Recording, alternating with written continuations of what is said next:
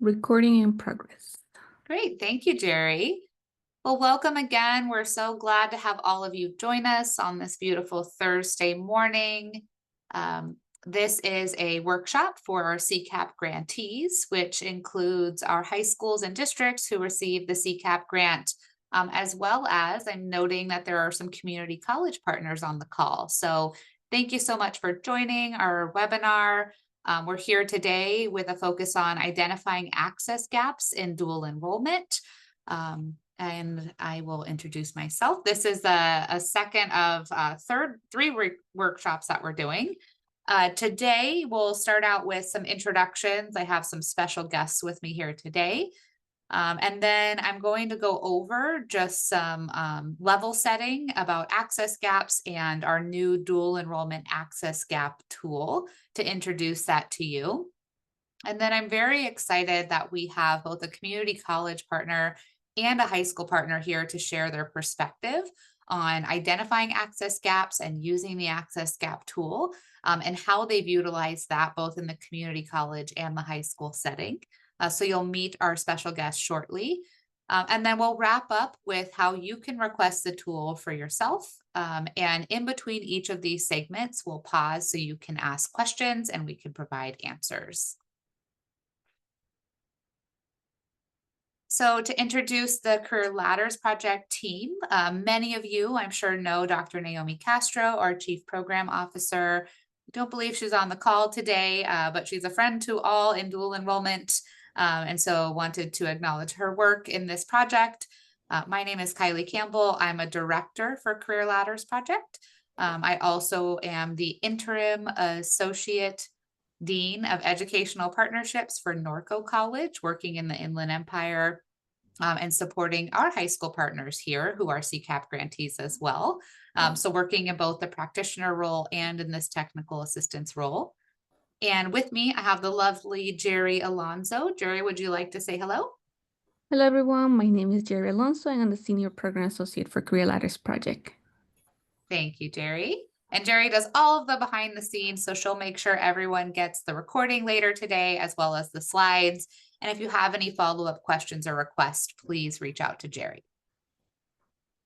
And now we have our guest presenters who will introduce themselves, and then we'll bring them back in a little bit to do their presentations. So let's start with, let's see, Christine. Hi, thank you, Kylie. Good morning, everyone. My name is Christine Tapia. I'm the manager of Dual Enrollment and Educational Partnerships with Napa Valley College here in beautiful, little overcast Napa, California today. And I'm also an Education Advisory Council member for EdTrust West. Thank you, Christine. And we also have Ryan McDonald. Buddy, good morning. Good to see you on this Thursday morning. I'm Ryan McDonald, I'm the principal at Mount Sac Early College Academy. We are a high school in West Covina Unified School District. Our college partner is Mount Sac in the city of Walnut. I'm just really happy to be here this morning and share some of our work with you all. Great. Thank you so much, Ryan and Christine. And as I said, everyone will be hearing more from Ryan and Christine in their presentations and sharing their perspective. So Career Ladders Project is so pleased for their partnership and for their willingness to share with all of you. And I think you're really going to enjoy their perspectives. So if you are new to these sessions and have not worked with CLP before, just a bit of background about Career Ladders Project. We collaborate with colleges and their partners. I won't read word for word, but really we're looking at helping them develop and create effective practices. So this does include a lot of our work is around dual enrollment and the partnerships between high schools and their community college partners. We work in a lot of collaborative projects like the K-16 collaboratives and other funding projects through the Chancellor's Office or through the CDE. But where we really specialize is in any equity-minded redesign and working with educational partners on implementing those strategies. So for this particular project, we are funded through the CDE's foundation to provide technical assistance for the CCAP grantees from round 1 and round 2 of the CCAP funding. But we also specialize in helping with student success, counseling, and other initiatives. So if you have questions and there are ways that we can support you as follow-up, please reach out to us and we would be happy to do so. Here's an overview of the technical assistance that we're providing for grantees. So we have our virtual workshops. This is the second of 3 workshops. Our next one with all of the holidays and the breaks is not until April, but we're very excited at that time to go over instructors and scheduling, which I know are 2 very hot topics in dual enrollment. So we hope you'll join us for our 3rd and final workshop of the year. We also do bi-monthly drop-in office hours. So we had them back in November. Our next one will be January. You should have calendar holds for these. If you do not, please email Jerry and she will make sure you get those. These are much less formal. Drop in, ask questions if you have them. If you're not able to attend, we send out a Q&A document after so you can see the questions that others asked and the information that we provided. And then we have a very exciting opportunity in partnership with the California Dual Enrollment Equity Conference this year. There will be an in-person workshop in Sacramento. It's a pre-conference workshop for the conference. And so you do need to register for the conference to attend. If we have room available and you live locally, we'll be opening up that pre-conference registration for those who are not attending the conference. But the priority of those seats is going to those attending the equity conference, and you can add it on as a free pre-conference workshop. It is filling rather quickly, but as I mentioned, if we have availability, Jerry will reach out and let you know if we have any seats for those who might be near the Sacramento area and want to attend for just the pre-conference. But we really hope you're able to join us for the entire conference. It's a great professional development opportunity for high schools, community colleges, and those who support dual enrollment work. And so we'd love to have you there. I'll share the link towards the end of the presentation and more information if you'd like to register. But spots are filling quickly, so hopefully you'll be able to join us. Okay, the Dual Enrollment Access Gap tool. So you may have heard of it. This may be your first exposure to it. That's okay. I'm going to go over in detail what the tool is and what the access gaps are that we're looking at. But this tool was created by Career Ladders Project so that we can support community colleges and high schools in identifying which of their students are underrepresented in current dual enrollment opportunities, and really breaking that down high school site by high school site. Working as a practitioner in dual enrollment, as you look at access gaps as a college, it's hard to identify which school has the gaps in the local context, and every high school is different. So the tool was created to help you look at this at a high school level. So some background, why do we need this tool? We know access and equity is extremely important in educational partnerships, but what would this tool do for your partnerships? And what it really stems from is the Jumpstart report. If you have had a chance to read Jumpstart, or if you haven't had a chance, you can come back to this slide. The report is linked in here. But Jumpstart took a statewide overview of dual enrollment in California and focused in on Black, Latinx, and Native American students who are participating by community college district, and did a really unique comparison of participation within those college districts to the demographics of the students in the high school service areas. And so what this really highlighted was that while dual enrollment has been growing over the years in our state, it was not growing equitably, specifically for these 3 groups of students. And so as dual enrollment was expanding, it was serving students, that were not underrepresented in college experiences. And so this led to some questions in the field of, as we were looking at representation by community college district, EdTrust West put together these tables to show where is there under and over representation of students, how many students would be needed to close the gap.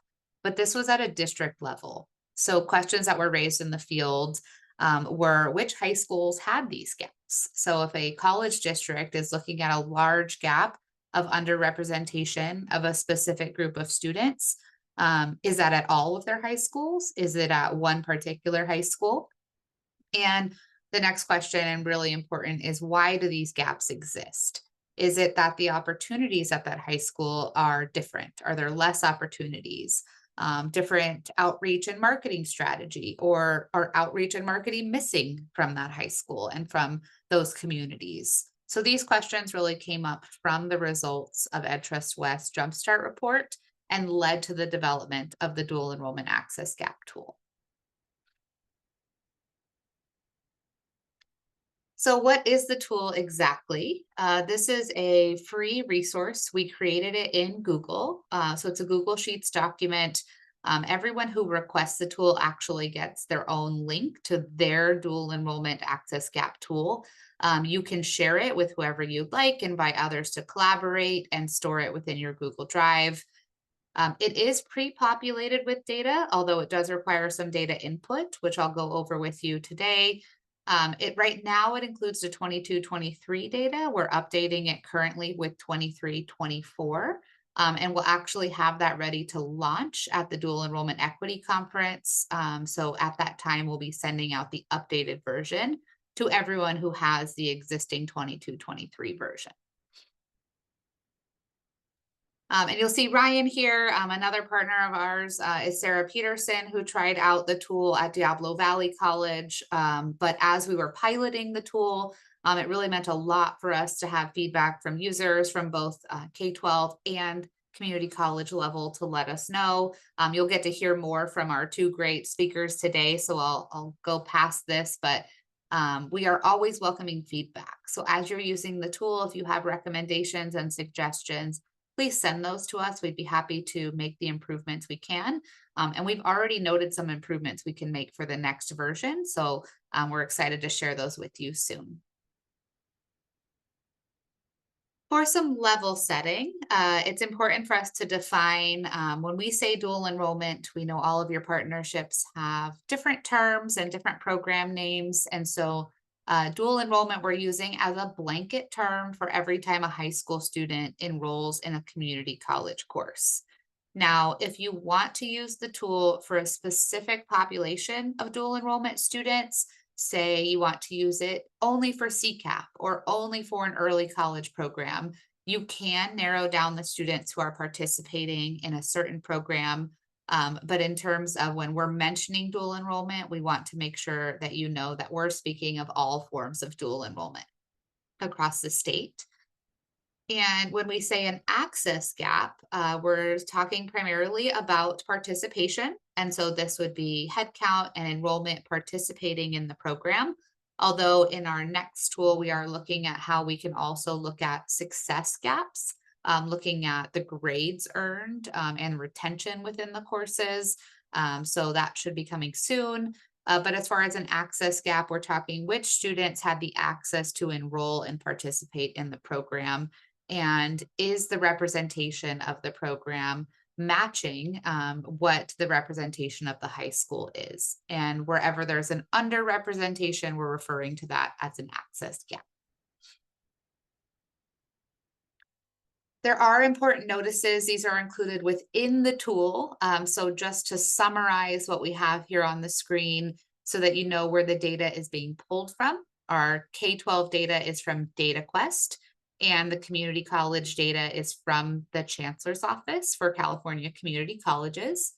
It is data that is available in DataMart. However, we get a special report from the Chancellor's Office that unduplicates the headcount for the entire year, since the DataMart reports have the unduplicated headcount by term. So that is one difference between if you were to pull the data from DataMart and the data that's in the tool, but it is provided by the Chancellor's Office. The tool does not contain any identifiable student information. So as is, it can be shared and copied and collaborated on. However, if you are altering the document and adding any identifiable student information, such as IDs, names, birthdays, You need to make sure that you are using safe storage and following your data sharing protocols now that you're using the tool. So as is, it can be shared, but if you're adding things, please be mindful of what information you're adding.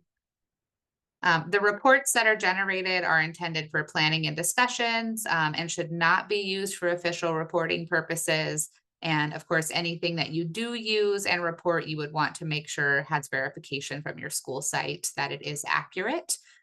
If you notice anything that seems inaccurate, we've had this happen a couple of times, and it's actually a great opportunity to connect with your IT or your reporting, whoever's reporting your information, because we have found instances where what was reported was not as accurate as the team would have wanted it to be. So there's an opportunity to correct that on the reporting end. And as I've already mentioned, this data is from the 22-23 school year. We will update it annually, and we will have the 23-24 data available at the Equity Conference. Okay, I'm going to go through this next part a little quicker. How do I use the tool? Because we do have videos linked throughout the tool and on our website that can go over this if you need more detail. But I want to get to our guest presenters, so I'm going to give you a quick overview of the steps for completing the tool. The first one being you have to request your free copy. So the tool itself is free. We have a form that we'll put the link to towards the end of our presentation, so you can request your copy. Please allow us a couple of days to create your copy and get you the tool. So if you request it today or tomorrow, you'll have it by early next week. But this will be a tool that we've created specifically for you. And if you need help with that tool, there'll be our contact information for you to reach out. Next is gathering the data. So gathering the data, depending on how easily accessible your data is at your high school or college, can be quick or can be challenging. We're happy to provide some input if you're wondering what to look for. But in general, you'll need to know which students are participating in dual enrollment from the 22-23 school year in head count. So unduplicated and separated by grade level or age and by ethnicity. As you're working on the tool, just a warning, when you see yellow, that means you can fill information into the tool. Any cells that are not yellow, you should not enter information into. Those cells will populate based off of what's already in the tool. But don't worry, if you mess up your tool, it's a shared document. I can fix it or create a new one for you. So just a warning here, make sure you only enter information in yellow cells. We do provide you with your own copy of a data prep file. So this file would be perfect if you're gathering your information and others are supporting you from your research team or your IT team. You'll fill in the schools that you want the information for, and then it will provide the fields for the information that you need to gather, which is, as I shared, would be the student count disaggregated by age or grade level, as you see here, and the student count disaggregated by ethnicity. And there's some notes in there specific to how to group the students in terms of ethnicity and what reporting fields to use. After you have finished collecting your data, you'll enter the high schools into the tool using the CDS codes. All of the CDS codes are provided within the tool. And then the college IDs are also within the tool in case you don't know what those college ID or district ID numbers are. As you're putting those IDs in, the yellow cells is where you'll enter them. The high schools are white, and so that means that they will populate on their own. And then they will populate into the other tabs. So the other tabs will look identical to the data prep file so that you can put the information in, but you only insert the information where the cells are yellow. Everything in white will pre-populate. So just going through that, you'll put in the age, and then you'll put in the ethnicity numbers, and then you're done. So I went over that quickly. I know that it takes a while to collect data and put that in, but once you put the data in, all of the charts and tables will populate. You're able to print each page as a handout or save it and share it. Because it's a Google document, you can copy or download the tables to other documents, and there are videos on how to do this. And there are also reflection and discussion prompts included within the tool. I'm going to show you each of these. Again, I know I'm going quickly. If you have questions, please put those in the chat and I'll come back to those. But as I mentioned, there are how-to videos within the tool, lots and lots of videos. So anything I went over quickly or did not mention, there is a video of me doing that. You can also reach out if you have more questions. But you're going to get a total of 6 table and charts after you put your data in. And so we have some examples from our guest speakers, so I won't go too much into detail here, but you'll receive tables and charts that are participation by grade and age, and also participation by ethnicity. The difference between the charts A1, B1, and A2, B2 is that if you are putting multiple high schools into the tool, you'll be able to, on chart B2, narrow it down to 1 high school at a time. So A1 and B1 are going to show all of the high schools combined. And then that second chart, A2 and B2, there's a drop-down menu so you can select a specific school and see charts for just that high school. Again, there are sample videos of each table and chart within the tool. So if you need more explanation on those tables and charts, you can watch those videos. I'm going to show you some sample results here. I believe Christine also has some results to show you that are real. But just so you get a very high level picture of what the results from the tool look like, here's a table, right, of the participation by age and grade level and the participation rate. You'll get the same, a table on the next page of a summary of all that information, total by age and grade in the high school, total in dual enrollment, and those participation rates. And then the Google Sheet will also populate a series of 3 charts. So this chart is a side-by-side of the number of high school students and the number of dual enrollment students. This chart is just the dual enrollment students, and we created that because we want you to be proud of how many students you're serving. And so not having them next to the high schools where the numbers look smaller is a great summary for your partnership of how many students you're serving by age and grade level. And then turning that into what is the participation based on how many students are enrolled in those grades at your high schools. And so you can look at that overall participation. Chart A2 is the same information, but as I mentioned, you get to select which high school you're going to see those tables for. So this will lower the amounts and provide the 3 charts for that specific high school. So you can look high school by high school if you are looking at a district or at multiple districts. Chart B2 is a very large chart that's going to show your representation, participation, and gaps by ethnicity, by high school. And any gap that is below or larger than 10 is going to show up in red, just automatically red.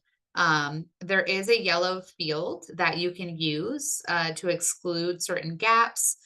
If you don't want to show smaller gaps in order to not call out just very small group of students, you can set this at maybe 5 or 10 based off of your preferences, and then it will not show gaps that are under that size.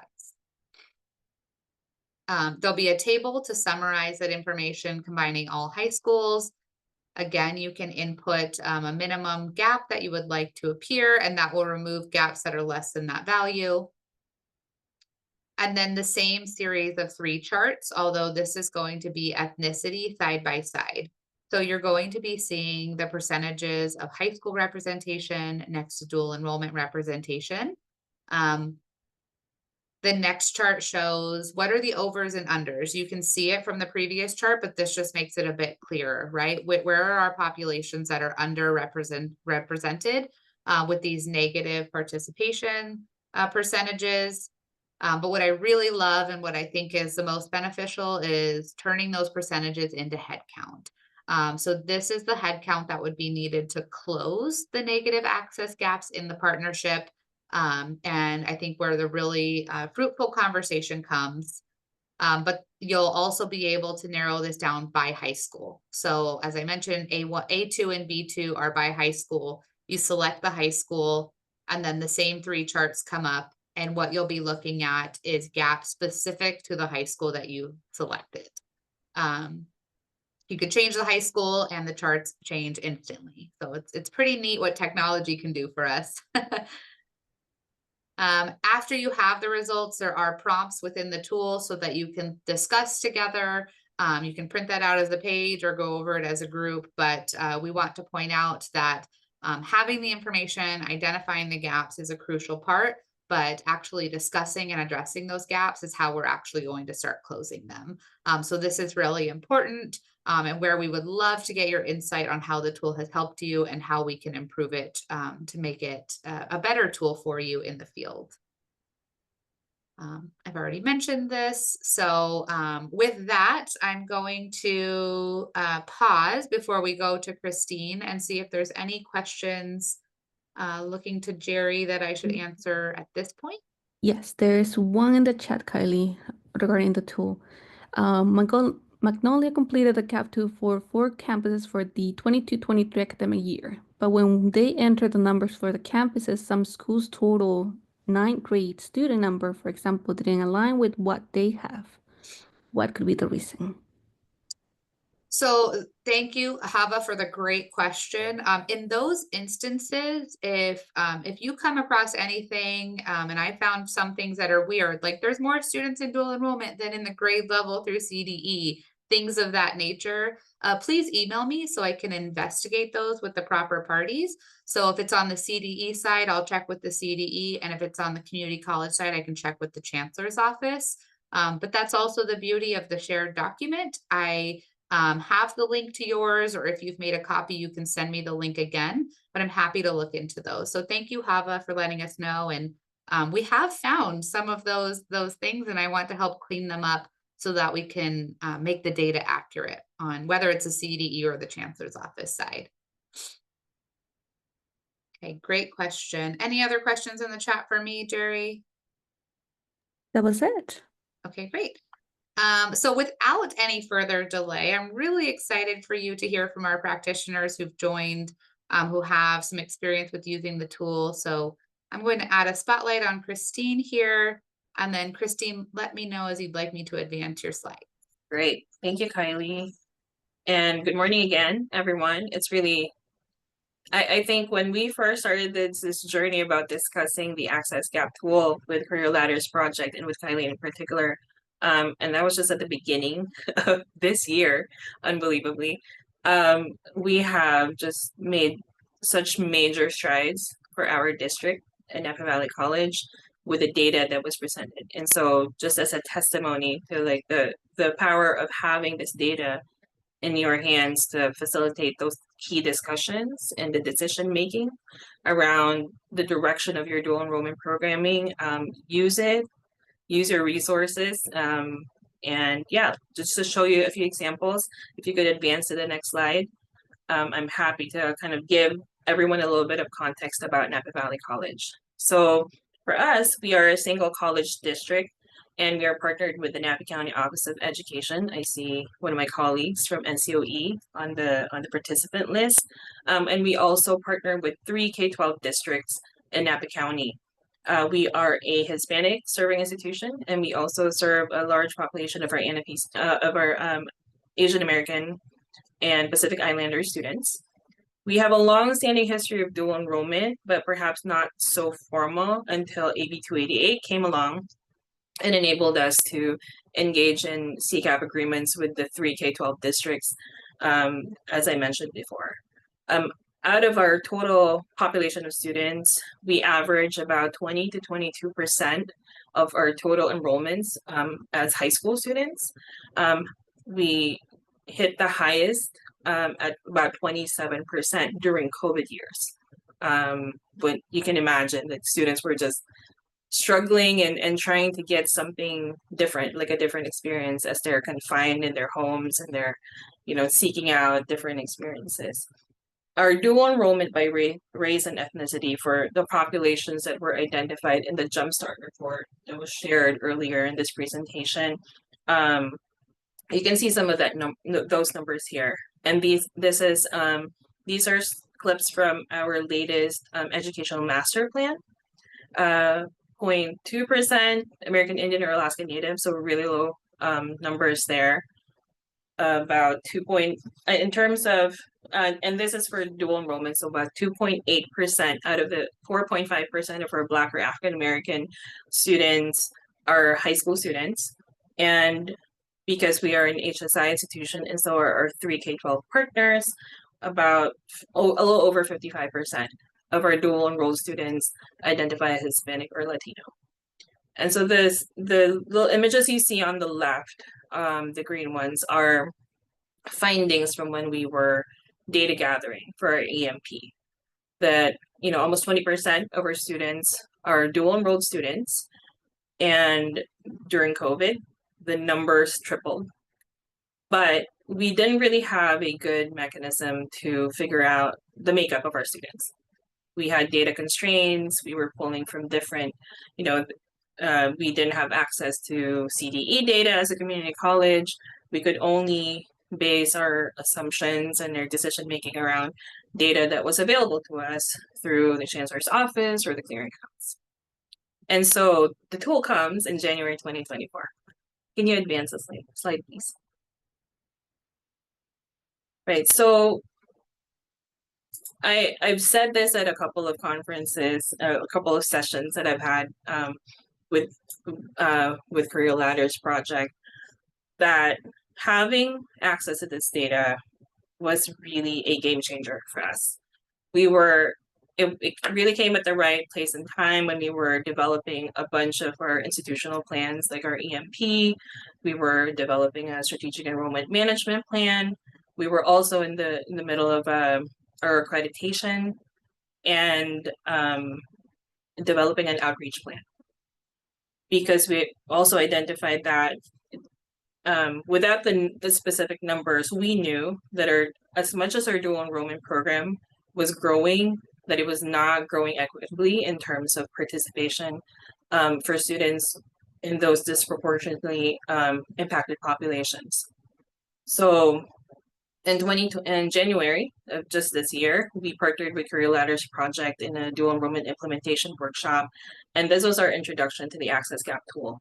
We were able to have access to the data that Kylie provided, play around with the tool as a pilot, and it really opened up, our eyes as to what we were needing to see, the participation, and more importantly, the participation gaps for students in certain population groups. So this data informed our key decisions around the direction of our dual enrollment programming. And on top, so institutional plans, really, there was a highlight on dual enrollment because of the data that we were able to see. We had a historic first joint board meeting with one of our K-12 partners, and it was all focused around dual enrollment.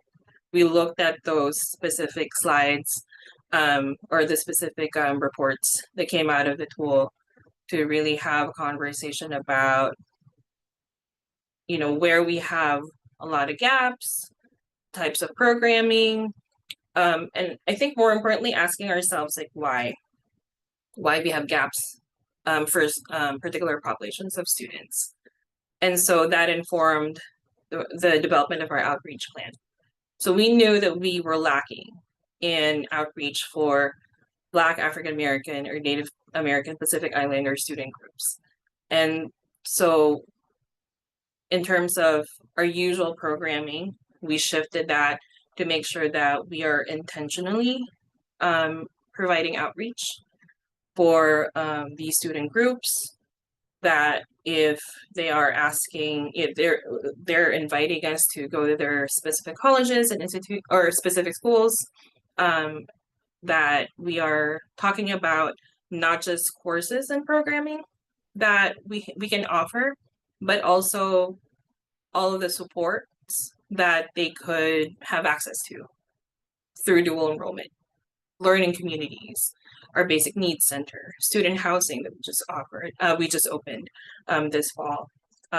We are also in year 3 of our dual enrollment student ambassador program, and we intentionally sought to recruit students who would represent these groups so that there is that peer-to-peer connection. for the students that they are supporting, which has been tremendously effective. We were also in the middle of implementing the first early college program in Napa County. We launched that just this August at New Technology High School. And as they were thinking about recruitment and marketing for early college with their open enrollment model, they wanted to make sure that the demographics of their early college program mirror the demographics of our larger population, and that we are particularly focusing on making sure that we're providing greater access to these student groups. The next slide, please. And I think more importantly, the data that we were able to access through the tool gave us an idea of what goals to set for the following things, right? There were common themes across our EMP, our SEM plan, and our early college implementation plan that really aimed at increasing access and participation among our Black, African American, and Native American students, and our Pacific Islander students. And that is also informed and linked directly to with our student equity plan. So I think as an institution, what was important, and as you can see in these bullets of some of the examples of things that we've, of the action steps that we really committed to, was that as an institution and with our partners, there was intentionality in what we were doing, right? It wasn't just kind of like throw everything out there and see what sticks or see who gravitates towards. The connections you're trying to foster with your partners and with the students, it was really very much more intentional that it wasn't just in plans. It translated into carving out funding to make sure that we could increase programming at a specific site, knowing that that is where a majority of our Black African American students are. Or knowing that transportation is a barrier for one of our K-12 partners from a valley, that we are putting aside, allocating resources to make sure that when we invite them to field trips to visit our campus, that we are funding the transportation or working with partners to make sure that they have access, right, where they normally didn't have it. So I think the tool, while it's great to kind of open your eyes up to who's participating and where you can do better, it is just the starting point. And that's how it was for us at Napa Valley College. It gave us a starting point to really think about the strategies that we now need to act on to make sure that we are addressing those gaps that the tool has shown us. Okay, next slide, please.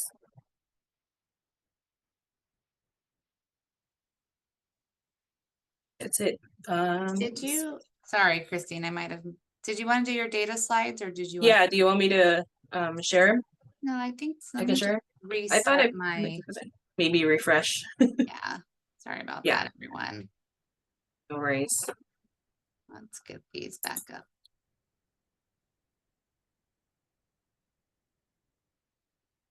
There we are. Oh, there you go. Okay. Great. We skipped over them. All right, so this is just an example. The following slides were shared at the joint board meeting that we had with our one of our partners with Napa Valley Unified School District.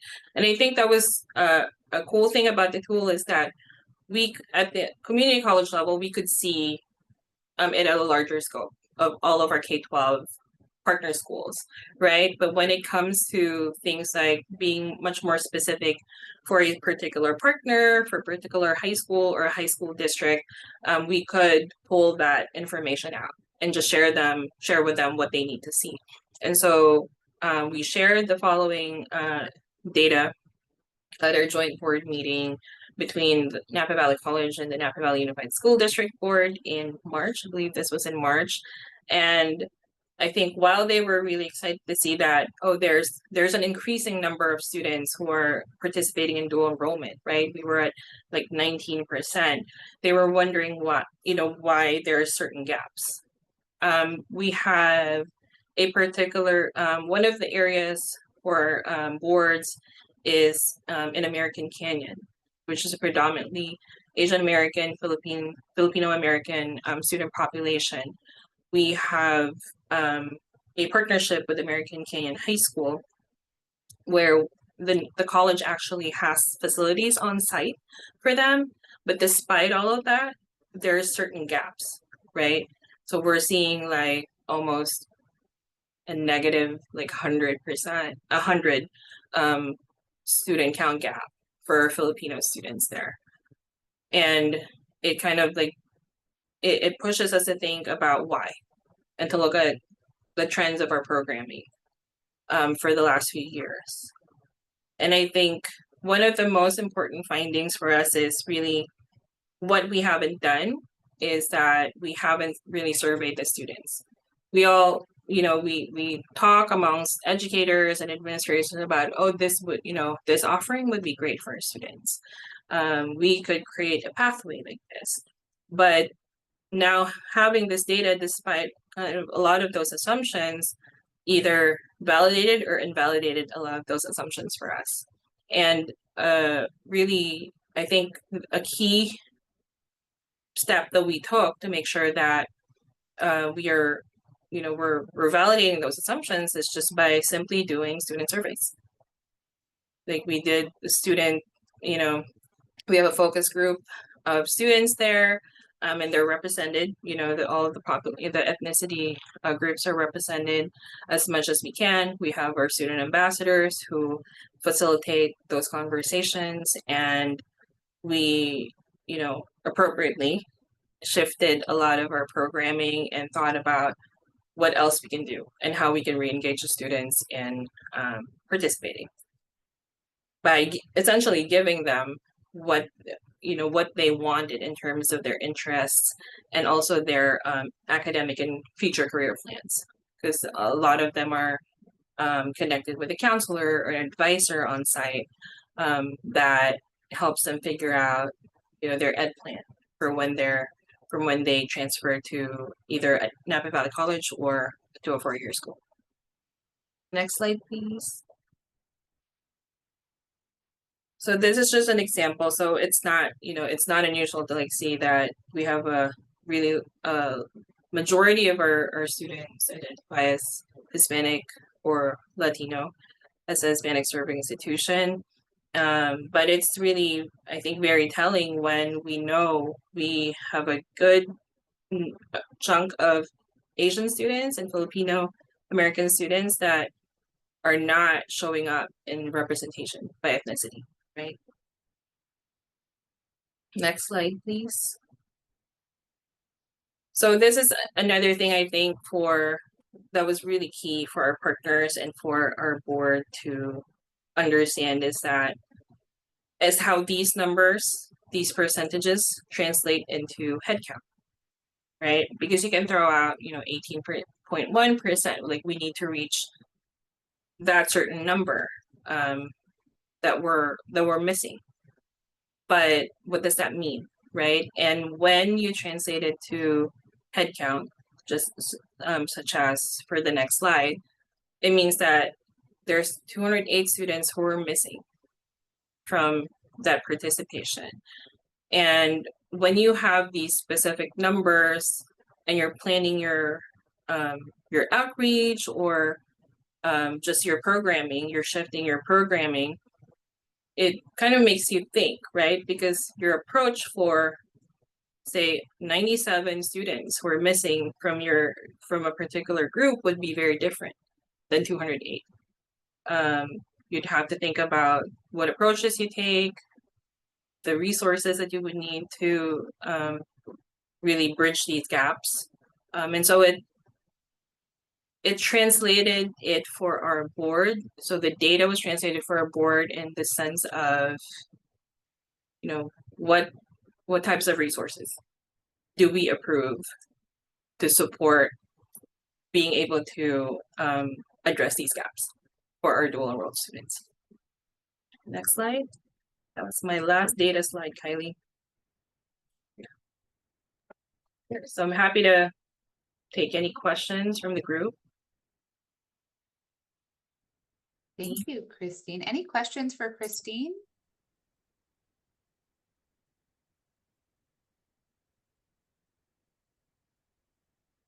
You can put them in the chat or unmute if that's easier.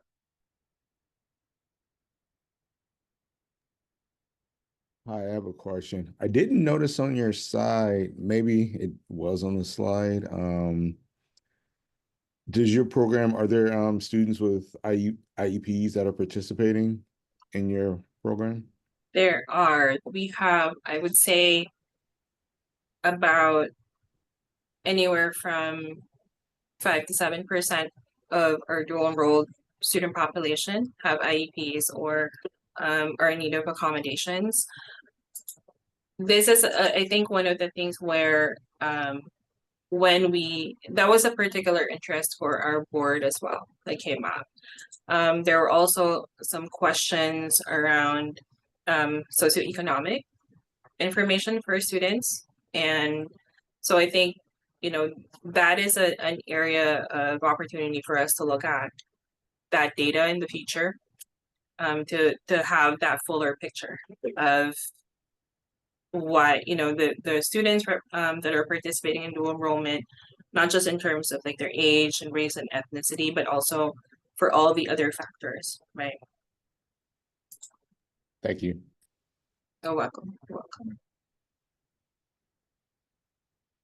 I see a question on the chat about the impact of New Tech High School, which is our early college program, on our reporting. And I think if I'm reading the question right, the question is around, why it was significant.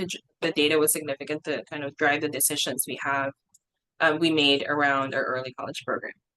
So I hope that I'm reading that question right. I think so for us, and thinking about the development of our early college program, there were a lot of kind of unknowns. We were new to this. Our partners at New Tech High were recipients of the Middle College Early College Grant that the CDE released, I believe it was last year. And it was really around kind of shifting the model of how we've done dual enrollment at that school, where the data came in really handy. They have historically, up until 2022, not been able to engage in dual enrollment at all for us. And with new leadership who kind of knew something about dual enrollment but didn't fully know how to go about it, we just really sat down. We started with a CCAP agreement with the school, started with a couple of classes, but the data was really very telling in terms of, okay, it's great. Now we have a couple of classes. What more can we offer? And I think their leadership just really wanted to make sure that whatever we're offering, whatever pathways we're creating, really address the gaps that we've identified through the Access Gap tool.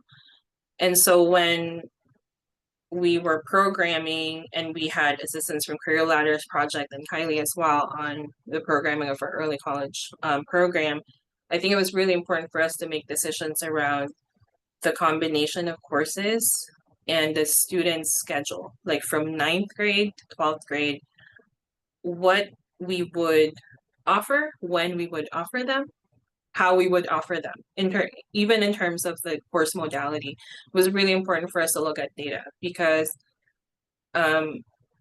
it could make or break someone's participation, right? It could either prevent someone from participating if we offered a class that they really liked in an online format versus in person or hybrid, as we're finding that the students are preferring that modality a lot. And I think it just really gets us thinking about future improvements.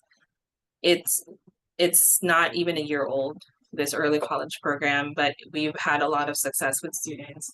And so we want to make sure that continues, right? And everything that we're doing is sustainable. In terms of some of the gaps that we've seen for that particular school as well, we found out that they were having some challenges in making counseling appointments through our Starfish system that our counseling department here uses. And so as a part of that, as part of the strategies to bridge those gaps, we hired a half-time counselor, a college counselor, to not only teach college discovery and college success courses on site with the early college program, but also hold office hours on site for them. And that has, I think, just impacted the students so positively, knowing that they can be in, they can be in their free period. They can use their free period to meet with the college counselor on site, talk about their ed plans, think about planning classes for the next semester or the next year. And so I think that is how this data was really instrumental in us formalizing and the action steps that we took for the development of our early college program. Great. Thank you so much, Christine. Thank you. It's really helpful to see your data, and I think even, more important to see how you used it locally. And I love the joint board meeting and sharing the data and using that to inform your planning and decisions. So thank you. And just a little plug in for everyone. Christine will be at the Dual Enrollment Equity Conference and presenting on various topics. So I think she has a couple of sessions, but including one I'm really excited with her student ambassadors that you won't want to miss. So thank you so much, Christine. I'm going to, let's see, we do have a question in the chat about the tool itself that I'll answer real quick while I'm getting things switched over here to Ryan. So Ryan, as you're getting ready, I'll go ahead and answer this question. The question is, basically, can you use AP student count within the tool? And what's neat is as you're putting in the count of your students, you can define what you'd like to include as participation. So as I mentioned before, if you're going to narrow it down to just CCAP, you can put those numbers in. If you want to include CCAP, dual enrollment, concurrent enrollment, AP, all early college opportunities, you can customize and put in those head counts. One thing might be in being mindful about the chart and the table titles. You might want to adjust those just to reflect what you are including. And then noting that if you're using, there's some pre-populated data from the Chancellor's office that will not include AP participation, but you can add your AP participation into your data. Again, these are things that as you're working on your tool, I'm happy to connect with you if you have questions and look at your tool and make sure that we're putting everything in the right place, but you can customize it to add additional programs in as well. Okay, and with that, I'll transition here. So it looks like Ryan McDonald is ready to go. So Ryan from Mount SAC Early College Academy. Thank you, Kylie. Well, good morning, everybody. It's good to be with you once again. I'm going to share some context about our school. I think the context really explains how the tool helped us. And then I'll explain what after we used the tool at the last conference and had some reflective conversations, what we've done since then, and how we've actually used this tool to allocate some of our CCAP grant funding and how it's made an impact on our school. All right, so next slide, please, Kylie. So a little bit of context about our school. We opened in 2018 with 60 freshmen, and we are a standalone early college. And so we're not attached to a college campus. We're about 15 minutes away from our college partner, Mount SAC. And we're not attached to a program or a school within a school. So we're listed as an alternative school of choice, which means that our current enrollment is 265, and that's all done through recruitment. So we're really big about getting out in the community and sharing our story and our data and really creating a place that kids want to come to. Half our students come from outside of our district boundaries. Given that we're a small campus, not many programs are like us, and we're the only one in San Gabriel Valley in Southern California. So we're like a niche school for a lot of families. Our focus is I get see. Throughout the years, we look at what's going to be our focus in our pool, and we discovered that really helping kids jumpstart and getting that I get see taken care of has been a big pool for our students. And so we have 52 units offered on our campus. And with that, we really looked at on our guided pathways based on what the courses that we offer on our campus. There's about 4 associate's degree pathways that require maybe just 2 more additional classes that students take either in summer or special admit or at night school. And so we have more and more students getting that associate's degree each year as our pathway becomes a little bit clearer. 51% of our students are low SES, and total of 95% students of color. With that, 75% are Latinx students. Mount SAC is also a Hispanic serving institution. And so our demographics at the school site mirror our community college partner. We're really proud to celebrate. In 2024 has been a big year for us. We were recognized as the California Distinguished School in the spring. And then just a few weeks ago, we're in DC to accept our National Blue Ribbon Award in 2024. So that's really speaks to the testament of the school, of our students really working extremely hard, and then our staff pouring into students and our web of supports. So all those are really big things for us. And I think with being a standalone early college, we think all kids are here for dual enrollment, that our program is great, we're getting these awards, but this tool really helped us identify some blind spots in our data that we weren't even noticing or thinking about. And I'll explain how that goes and what we did about it. So this tool has really been really impactful for us in really diving into our program and thinking about who are we serving, who are we not, and what we can do to be better about that. And also, we have English learners on our campus, about 5% students with special needs who are doing well in dual enrollment through their accommodations. And so we're really trying to expand access to our program and making sure that we're serving all types of learners in our community. All right, next slide, please, Kylie. And so looking at this tool, we identified 2 gaps that we needed to address that were blind spots for us. So given at the time when we used this tool for the first time, our college partner didn't have dual enrollment for 9th graders. It wasn't approved by their faculty senate. That's just changed. So we're really excited about that. So starting next year, our 9th graders will be able to take dual enrollment courses. So but prior to that, our 10th graders started dual enrollment here on our campus. And looking at the data, 97% of our 10th graders were in dual enrollment. Those 2 kids who weren't were transferring a little bit later, and so they couldn't take courses until their junior year. And so for 10th grade, almost all students are in dual enrollment. You think that's great, but we looked at it in that year of the data by 12th grade, we noticed that 10 students who were eligible for dual enrollment weren't taking courses. And so that made us really think, okay, why are most kids starting in dual enrollment 10th grade? A few might drop off in 11th, and then there's a little bit more in 12th grade when the point of coming to our school is the dual enrollment. So we looked at, okay, what's not working for our 12th graders? So that was a gap that was identified.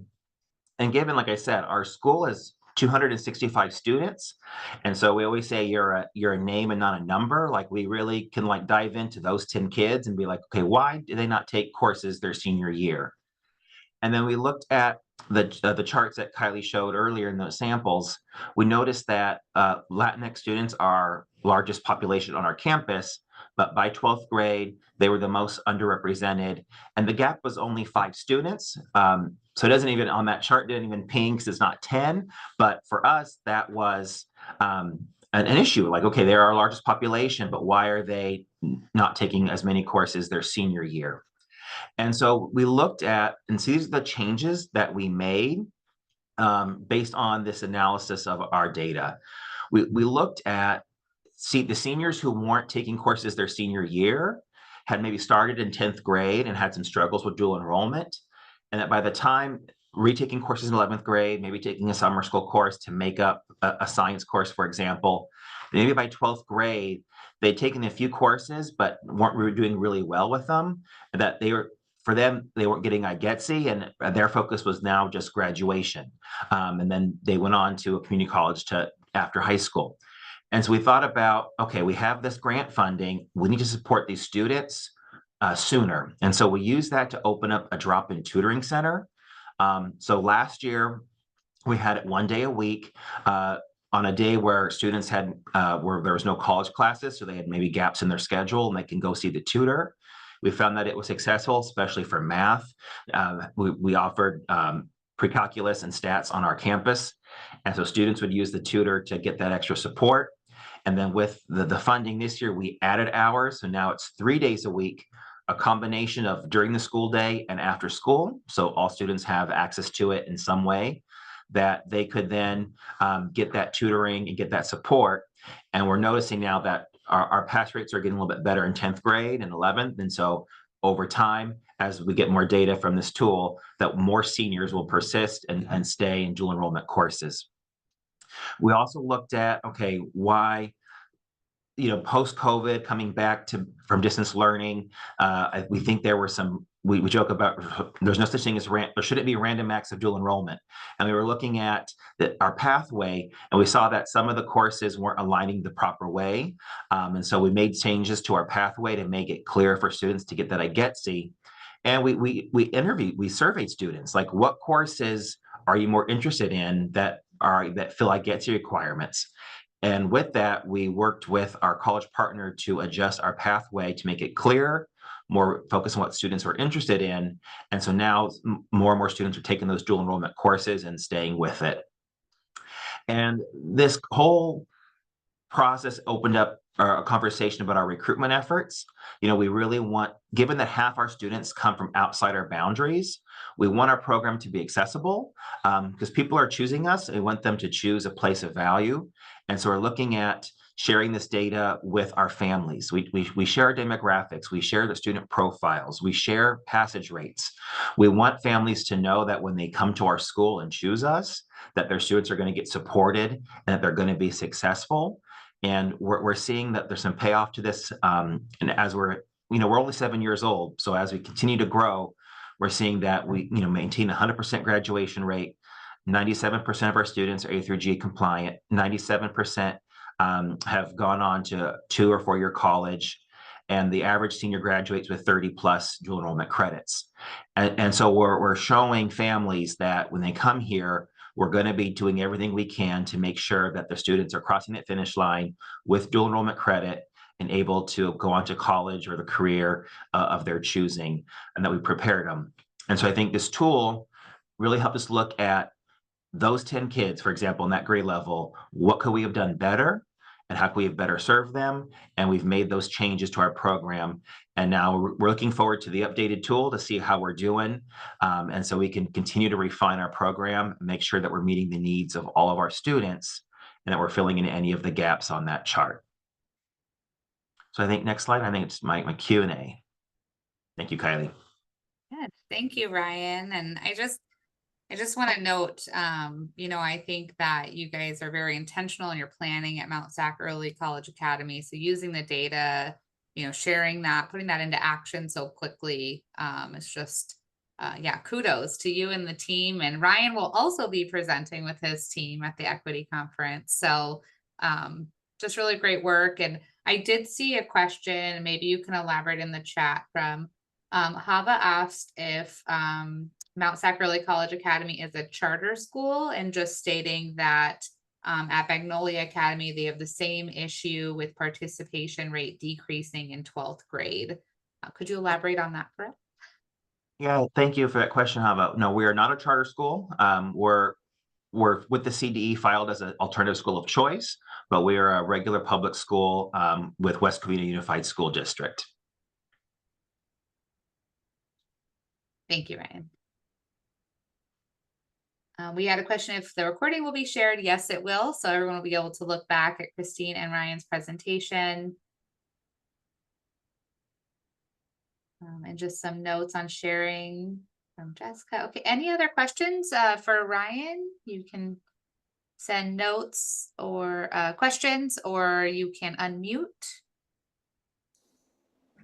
Hi, Kylie. It's Melissa in Ventura County. Hello, Melissa. Hi, good morning. Thanks for including me on this. Ryan, would you mind sharing with us what courses you have been looking at or offering to your 12th graders to make them to catch their interest?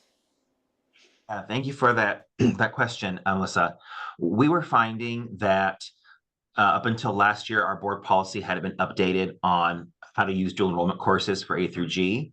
And so students were taking English 4 with like a high school teacher, and our students pursuing IGETC were taking English 1A and then 1C in fall and spring.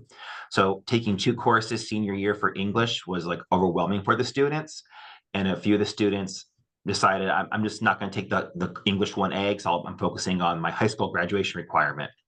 There was some advocacy and some work. We updated our board policy that now English college dual enrollment courses can substitute for an A through G course. I know it's a big union issue out there, but hasn't come up for us. And given that no jobs were displaced because of it, given that we're a standalone campus. And so now that the kids taking English 1A and 1C don't take English 4 with a high school teacher, that's boost our enrollment in English 1A because it's a 2-for-1 for students. I'm getting my high school credit, getting the dual enrollment credit. So that's been a big deal for students. And then also we added a psychology course that we've been trying to add for a couple of years. And then the department was able to have someone come to our campus. And so seniors have enjoyed taking that course. And now we're looking at some possible CTE options we can possibly add, such as our college has a social media certificate and like a game design. So we're looking at how could that work, given our you need enough students to run a course. But I think adding having dual enrollment count for A through G courses was huge for seniors, and adding a course like psychology that they are really interested in taking. That all makes tons of sense. Thanks so much for sharing that. Thank you for the question. Thank you, Ryan. Thank you, Melissa. Any other questions for Ryan?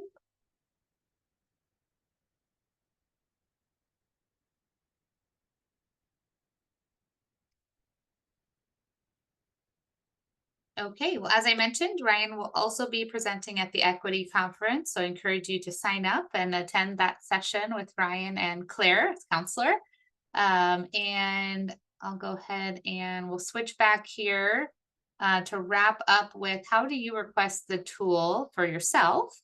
So we want to make sure that you all have the ability to use the free tool. So I'm going to put a link in the chat here. This link goes directly to the Career Ladders Project website. There's a request form on the website, as well as I shared with you, there's a video to introduce it. And then when you get your copy of the tool, there are a ton of videos linked in the tool as well. So if you request it today or tomorrow, we'll have it to you by early next week. And then as we've seen here in the call today, if there's something that comes up or a question on the tool, you can just respond directly to me and the email that I send you with the tool with your questions, and I'd be happy to support. We have some additional support as well. If you're interested in contracting with Career Ladders Project, we have what we're calling just kind of a light touch or a heavy touch of support for the tool. The light touch would be if you have a lot of data to prepare and to input into the tool, or maybe you need help cleaning up the data and determining what to put in there. We can provide tool preparation support, which would include a meeting where we'll meet with your team to go over what the tool is, what we need, probably some back and forth on the data entry. So if the data we get we have some questions or we see some irregularities in there, we can go through that and make sure we're inputting the accurate data in a way that will be helpful to you.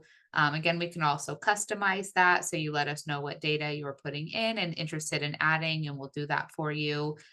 We'll deliver the completed tool to you and then do a virtual review session of what's in the tool. Some of our districts or regions or collaborative projects have had an interest in doing a formal facilitated workshop. So this is the higher touch package for the tool where we will prepare the data, but also plan a workshop where you can invite, I believe it's up to 25 participants to go through the completed tool, discuss the gaps, and do some planning for addressing those gaps within your partnership. So that includes the tool, the slides, the handouts, and those meetings with your teams. If you are interested, you can reach out to myself or Jerry or directly to our invoices at careerladdersproject.org. Also, when you're requesting the free tool, it asks you if you're interested in either of these services. We can prepare a proposal for that and send that along with the tool. I will also be, as I mentioned, launching the 23-24 data in the tool at the Equity Conference. If you have the 22-23 version, it'll take us a little bit, but we will create an updated 23-24 version for you and email that out to you so that you have it. But if you would like to do an in-depth workshop for yourself or for your team on using the tool, I will have a pre-conference session at the Equity Conference. The pre-conference sessions are an additional fee, but coming to the pre-conference session, actually Ryan and Christine were both there last year. I'll send you the tool ahead of time. We'll go over how to input the data, and then we'll do some reflection on cleaning that up and interpreting what you're seeing in those gaps. So that will be in Sacramento at the conference. I'll go ahead and drop the conference link in here as well. Spots are filling quickly, so if you're interested in attending, I recommend registering as quickly as possible. We have a hotel block at the Hyatt Regency Sacramento. I know one night of our hotel block did fill up. We went ahead and released the nights for their normal rate, so you can still book the hotel, but there's some other hotels local to the Regency as well, if you want to book there. With that, I hope to see you at our next workshop. I also hope to see you in our office hours and at the Equity Conference. And if you need anything in the meantime, please feel free to reach out to Jerry and myself, and we are happy to assist you. I want to again thank Christine and Ryan for giving up a part of their day and preparing the slides to share with you their experience with the Access Gap tool. So thank you so much for joining us, Christine and Ryan. And of course, always to Jerry, thank you for running things behind the scenes for us and for getting these slides and the recording out to our attendees. But with that, we'll wrap up. I'll hang out for a few minutes if anyone has any lingering questions, but wishing you all a great rest of your day and happy holidays if I don't see you before then. Bye, everyone.